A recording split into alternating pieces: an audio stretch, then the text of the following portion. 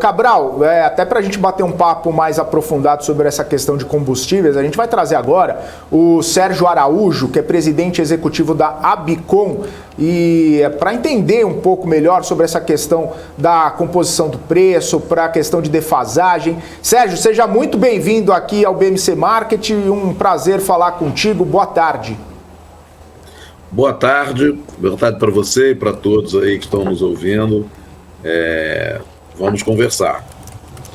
Ô Sérgio, eu quero começar perguntando para você uma questão bastante simples e objetiva que está bastante no radar aqui dos nossos telespectadores.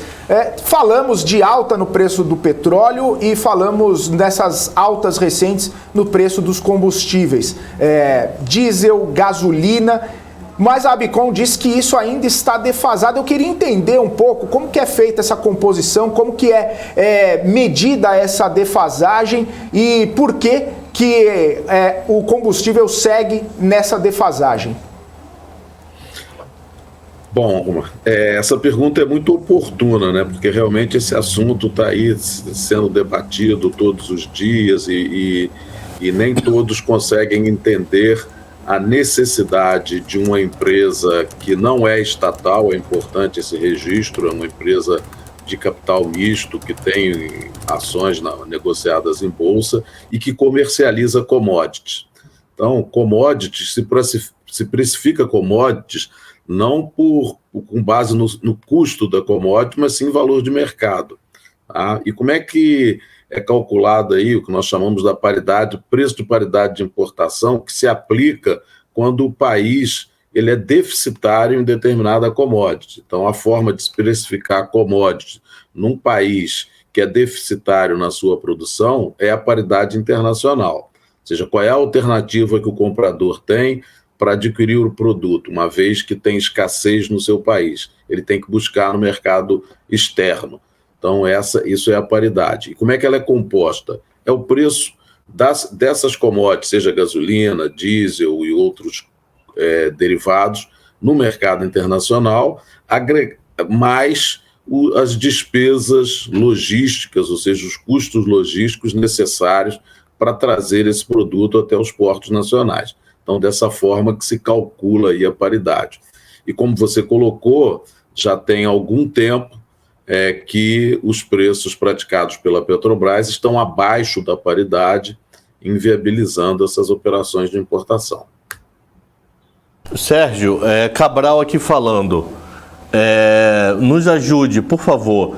Você está dizendo que a cotação, então, o preço é a cotação da gasolina internacional mais custos operacionais. Aonde entra o etanol nessa história, já que a nossa gasolina é misturada? Bom, vamos lá. Quando eu estou falando, Cabral, boa tarde, né? Quando eu falo de paridade de importação, a gente está falando, os indicadores que a Abicom publica diariamente no seu site, nós estamos falando da gasolina A, a gasolina pura, antes da mistura do etanol, inclusive sem os impostos. Então, quando eu digo, por exemplo, hoje a gasolina média nos principais portos nacionais, a gasolina vendida pela Petrobras está R$ 1,07 abaixo da paridade. Tá? Então nós estamos falando de gasolina A, gasolina pura sem o etanol. Ok, Cabral? Ficou claro? Fechou. Tá. Então ainda tem um detalhe do etanol que, dependendo do preço, essa cotação pode diminuir ou aumentar, dependendo do custo do etanol na composição, né? Na verdade, o custo do etanol ele não impacta no cálculo da defasagem. Quando a gente publica uma defasagem no preço, eu estou comparando gasolina pura fornecida pela Petrobras, aquela gasolina que sai das refinarias da Petrobras e de outros produtores nacionais também, com essa gasolina pura que é importada. Depois, essa gasolina é vendida para os distribuidores e os distribuidores é que adicionam, então, o etanol, na proporção hoje de 27%. Entendi. Então essa defasagem de 1,07 é antes da mistura do etanol. Tá? Tá. Com essa alta aí do litro do diesel, né, sem esses impostos, quanto que está exatamente o valor ali em centavos do litro do diesel? Quanto seria o suficiente ali para que aumentasse, para que realmente tivesse essa paridade hoje, tanto do preço do diesel, né, mas também da gasolina? Bom, o preço do diesel hoje, né, dia 13 de maio, na abertura do dia, não estou considerando aí as variações que ocorreram desde a abertura do mercado até agora, né, que teve uma pequena elevação, mas também teve o câmbio ajudou um pouco, mas considerando dados de abertura do dia, o diesel está em torno, na média, 10%, o diesel da Petrobras está 10% mais barato, ou abaixo do preço de paridade de importação. Isso representa 0,57 ou 57 centavos por litro. Então, o reajuste que a Petrobras precisaria anunciar hoje para que o preço ficasse equiparado à paridade de importação seria da ordem de 57 centavos por litro. Tá? Essa é a necessidade de reajuste. Para a gasolina, nós estamos falando de 1,07, como respondi aí para o Cabral. Tá? Ô Sérgio, mais cedo a gente ouviu aqui o ex-presidente da Petrobras, José Sérgio Gabrielli, falando que vários países têm medidas de separação do preço do mercado doméstico para o mercado internacional e que seria necessário fazer uma discussão profunda sobre o preço dos combustíveis praticados aqui no Brasil, principalmente por conta dessa paridade internacional. Você acredita que seria viável ter esse tipo de diferença dos preços praticados, seja no mercado internacional e no mercado doméstico? Isso poderia trazer algum tipo de benefício para esse preço de combustível que a gente está vendo nesse momento e até mesmo para dar uma equilibrada nessa defasagem? Bom, é importante esclarecer que o Brasil, tanto de diesel quanto de gasolina, ele é deficitário. Ou seja, a capacidade total de produção de diesel no Brasil é suficiente para atender algo em torno de 70% a 75% da demanda, dependendo do mês. E no caso da gasolina, nós estamos falando que a capacidade instalada aí atende entre 85% e 90% da demanda. Ou seja, a importação se faz necessária. A gente tem escutado falar, e não sei se foi isso que o Gabrielli colocou, de que a possibilidade de precificar a gasolina produzida no Brasil com base no custo Petrobras e a gasolina importada com base no PPI. Isso daria um custo médio menor do que a paridade de importação. Eu acho que isso não é uma boa ideia. Eu acho que a Petrobras não poderia trabalhar dessa forma. Por que não? Porque, como eu já falei, nós estamos tratando de commodity. A commodity precisa ser precificada de acordo com a lei de mercado, independe do custo. Se a Petrobras fosse uma empresa 100% da União, ela poderia fazer isso. Tá? Ela poderia considerar os seus custos médios e, a partir do seu custo médio, ela então precificar e vender. No entanto, como também já falei, hoje a Petrobras é uma empresa de capital misto. Ela tem aí mais de 60% das suas ações negociadas em bolsa e que tem investidores no Brasil, como tem investidores também no exterior. Então, não cabe a uma empresa listada em bolsa fazer política pública. Ela precisa realmente dar o melhor resultado para os seus acionistas. Isso é compromisso da empresa com quem investiu nela.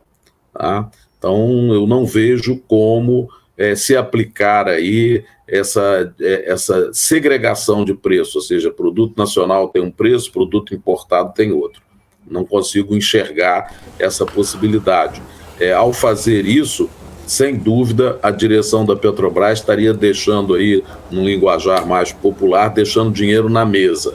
Por que ela vai estar vendendo uma commodity que o mercado paga X, por que ela vai estar vendendo por um preço abaixo de X? Como justificar isso para os acionistas?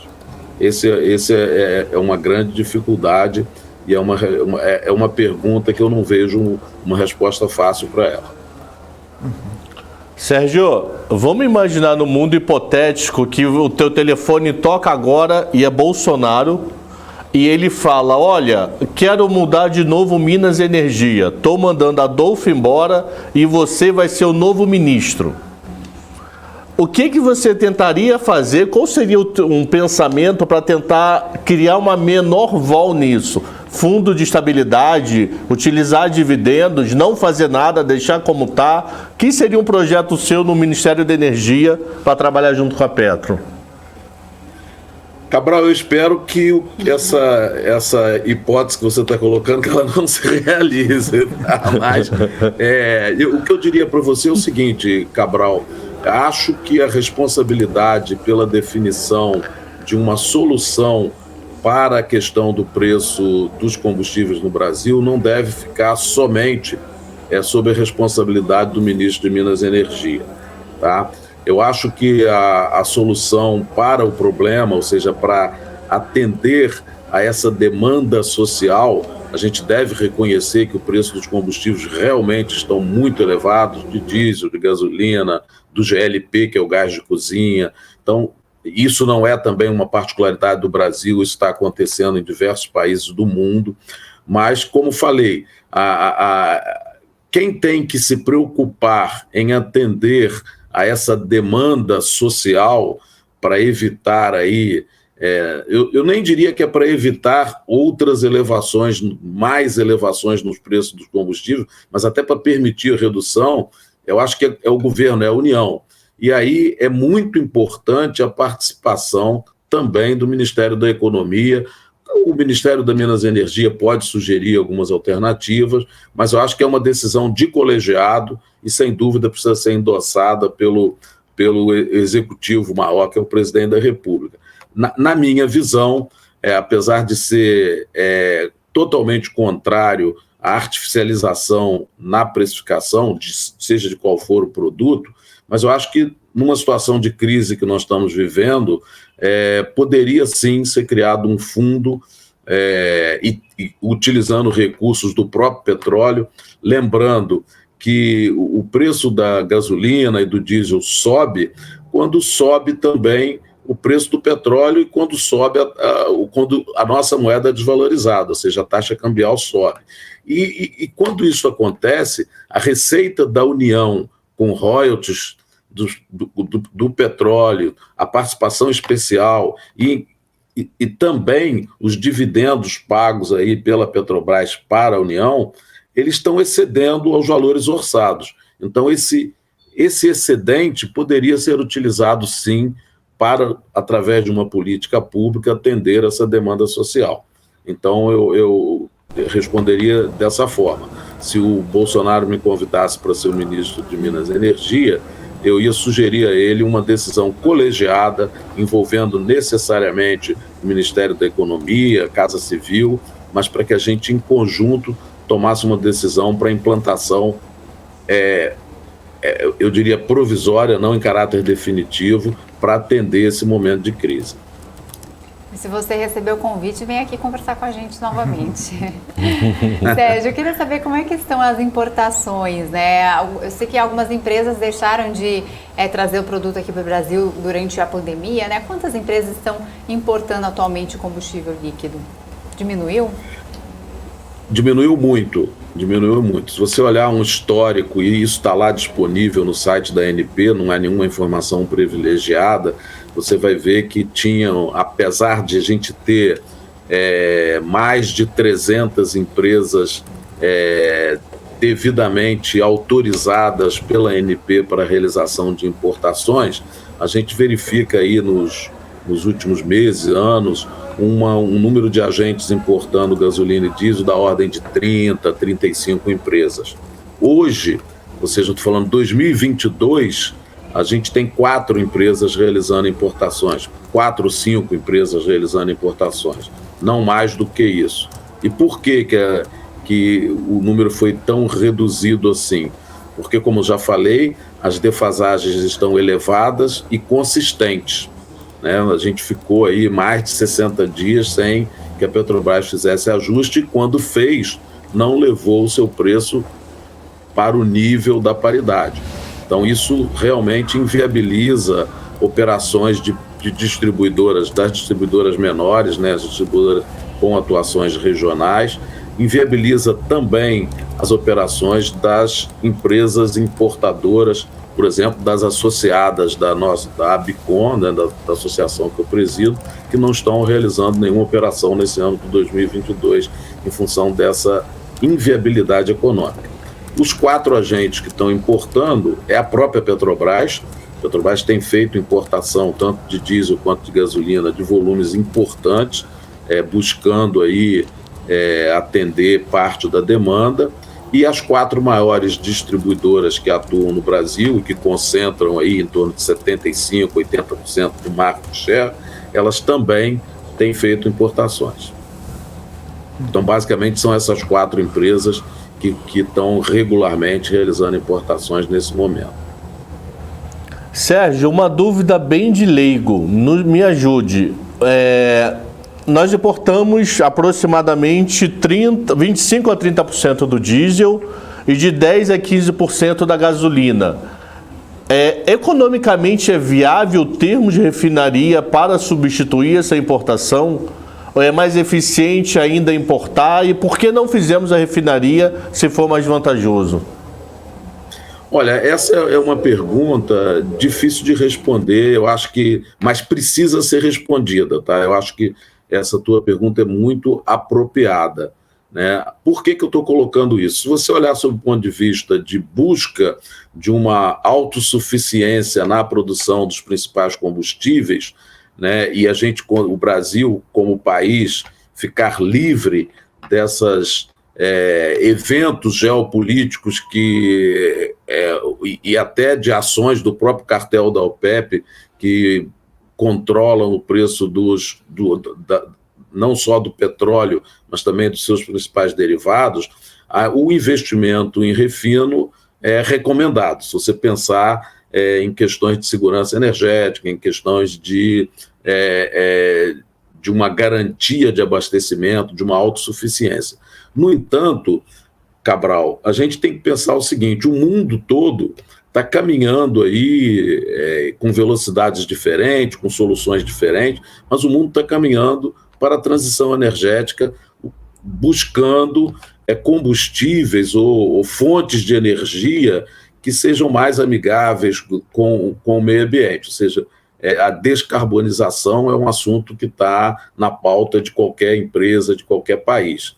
Então, com isso, existe uma tendência de redução gradual do consumo dos derivados de petróleo, com uma possível ociosidade na capacidade de refino mundial. Aliás, a gente já tem até algumas refinarias que estão paradas aí ao longo do mundo. Então, o estudo que precisa ser feito, o debate que tem que ser feito, é exatamente nesses trade-offs. Vale a pena a gente investir em capacidade de refino para ter autossuficiência, ou é melhor a gente investir em infraestrutura que dê maior facilidade, maior eficiência na importação e a gente consiga abastecer o país fazendo importações, considerando que existe uma capacidade ociosa de refino no mundo. Então, acho que esse é um ponto que precisa ser debatido e, a partir daí, então, se criar um planejamento estratégico para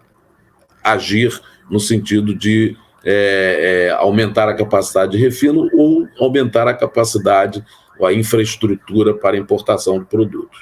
O que não pode é ficar parado, né? Isso aqui não pode acontecer.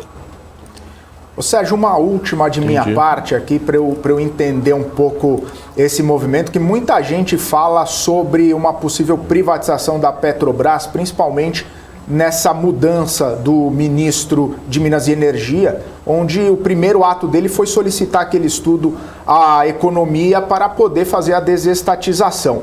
E muita gente diz que os preços poderiam ser mais competitivos, independentemente dessa alta aí nos preços do petróleo lá fora. Eu queria saber se existe algum tipo de relação direta entre o preço do combustível e a Petrobras ser ou não privatizada, se realmente a gente poderia ter um valor mais baixo nos combustíveis com a Petrobras na mão da economia privada, de não estar mais na mão do governo.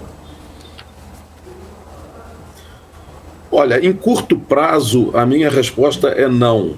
A privatização em curto prazo não vai necessariamente reduzir o preço dos combustíveis. Eu vou dar um exemplo, a refinaria da Bahia, né, que agora é a antiga Relan, que agora está com o nome de refinaria de Mataripe, ela foi privatizada, o grupo Mubadala comprou, né, e está administrando, e ela tem praticado preços maiores do que os preços da Petrobras. Inclusive, isso está gerando uma confusão muito grande nos fluxos logísticos naquela região. Porque em alguns momentos, só para você ter uma ideia, um cliente que precisava de diesel e que a sua instalação está ao lado da refinaria de Mataripe, era mais, sob o ponto de vista econômico, era mais vantagem ele pegar o seu caminhão e ir lá em Suape, no estado de Pernambuco, o Porto de Suape, pegar o diesel da Petrobras e levar para a sua instalação, do que receber um bombeio da refinaria de Mataripe, porque a diferença de preço pagava com sobra os custos logísticos para essa viagem. Então, isso está acontecendo. Então, isso daí eu acho que dá uma resposta de que não necessariamente e imediatamente a privatização das refinarias vai levar a uma redução de custo. Tá? O que, agora, em médio e longo prazo, é possível sim. A partir do momento que você estabelece no Brasil uma competitividade, uma concorrência no fornecimento de combustíveis, é natural que os diversos agentes que estejam atuando nesse elo da cadeia de suprimento dos combustíveis, eles busquem mais eficiência na produção, na própria logística, realizem investimentos em modais que são mais baratos para transportar os combustíveis líquidos, e isso possa redundar, então, numa redução do preço para o consumidor. Neste momento e na configuração atual, o que pode contestar preços elevados praticados no país seria a oportunidade de importação, ou seja, se um determinado refinador resolver cobrar muito acima da commodity, né, o preço da commodity muito acima do que o mercado está pagando, o refinador ele vai contestar esse preço elevado, trazendo produtos com preço mais baixo. Já a proposta de reforma tributária que faria aí uma alteração nos tributos federais é bem vista pelo setor de combustível? Muito bem vista. Hoje eu diria que a forma como é tributado os combustíveis no Brasil leva a uma ineficiência muito grande. Existem o que nós chamamos aí, os profissionais que trabalham com logística na área de combustíveis, o que nós chamamos de passeio do produto, porque em função de diferenças de alíquotas de ICMS de um estado para outro, às vezes é mais vantagem você ir mais longe, buscar um determinado produto, do que buscar numa refinaria que está mais perto, mas que você tem que cruzar a fronteira por uma questão simplesmente tributária. Além de aspectos também, eu diria, de sonegação. A forma como hoje está estabelecido e implantado o nosso modelo de tributação permite também, ou estimula até, a sonegação por alguns agentes. Então, nós somos favoráveis, sim, a uma reforma tributária. Aquele PL 11 que redundou na Lei Complementar 192 foi um passo muito importante, uma vez que ele apontava aí para uma equalização dos impostos e numa modalidade ad rem, ou seja, uma cobrança de reais por litro e não um percentual, né, do valor do produto, a base de cálculo que era mudada que é alterada quinzenalmente pelos estados, acabaria, enfim, trazendo bastante benefícios para a sociedade como um todo. Infelizmente, houve ali, naquela reunião do CONFAZ, um cumprimento da lei complementar, no entanto, com artifícios que permitem essa diferenciação do ICMS entre os estados, porque sobre aquele valor máximo definido, foi permitido se dar descontos diferenciados, anulando, então, na minha visão, o efeito benéfico da lei complementar. Sérgio, deixa eu fazer uma pergunta acho que é nosso ouvinte número 1, acho que é o único que está desde o programa 1 aqui com a gente na BMC, que é o Rui das Neves. Ele, como carioca, fez a seguinte pergunta: obras do Comperj serão relicitadas ainda esse ano. Complexo Petroquímico do Estado do Rio de Janeiro, Comperj em Itaboraí. Essas obras estão andando, estão paradas, sabe? Pelo que dá a entender, é uma refinaria. Olha, Cabral, eu não tenho, assim, muitas informações com relação à obra do Comperj, não. As informações que eu tenho são as informações que foram veiculadas aí na mídia, de que, de fato, foi feita uma revisão no projeto da Comperj, que antes seria uma refinaria completa, mas adaptada aí para a utilização e para o aproveitamento, que eu acho que é muito importante, do gás natural da Bacia de Campos. Mas eu não tenho mais detalhes sobre o andamento dessa obra, não. A informação que tenho, como estou te falando, é da mídia, de que foram retomadas as obras com um escopo diferente do escopo regional. Tá certo. Entendi. Sérgio, quero agradecer sua participação aqui no BMC Market, uma entrevista muito esclarecedora. Espero que volte mais vezes para conversarmos sobre esse assunto, que tem bastante coisa ainda para conversar, mas a gente sabe do seu horário. Muito obrigado, um ótimo fim de semana para você, até a próxima.